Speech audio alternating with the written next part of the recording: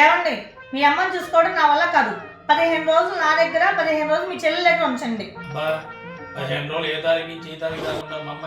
ఏముంది, 1వ తారీఖు నుండి 15వ తారీఖు వరకు మన దగ్గర ఉంటుంది. 15 నుండి 30 తారీఖు వరకు మీ చెల్లెల దగ్గర ఉంటుంది. మళ్ళీ 1వ తారీఖున ఫంక్షన్ వస్తుంది ఆమెకి. అనవసరంగా వాళ్ళ చెల్లెలకి ఎందుకు ఇవ్వడం? సర్లేవే, మా చెల్లెలతో మాట్లాడతాను. తొందరగా మాట్లాడండి. వాళ్ళ 15వ తారీఖు కదా, పంపిద్దాం మీ అమ్మగారిని. అబ్బా, చాలా రోజులు మా అన్నయ్య ఫోన్ చేశాడు. హలో అన్నయ్య, బాగున్నారా? వదిన పిల్లలు ఎలా ఉన్నారు? బాగానే ఉన్నాం అమ్మా. వదిన అమ్మతో ఏగలేకపోతుంది. 15 రోజులు మీ దగ్గర, 15 రోజులు మా దగ్గర ఉంటుంది. ఇవాళ పంపిస్తాను. అదేంటి అన్నయ్య అలా మాట్లాడతావు? అత్తగారిని ఎలా చూసుకోవాలో నన్ను చూసి నేర్చుకోమని చెప్పి నేను చూడు అత్తగారిని తల్లిలా చూసుకుంటాను. బాబోయ్, ఇంకా నెయ్యి తొందరపడి మా అత్తగారిని పంపించలేదు. నాకెందుకు వచ్చింది? మా అత్తగారికి జ్యూస్ ఇచ్చి రెస్ట్ తీసుకోమని చెప్తాను.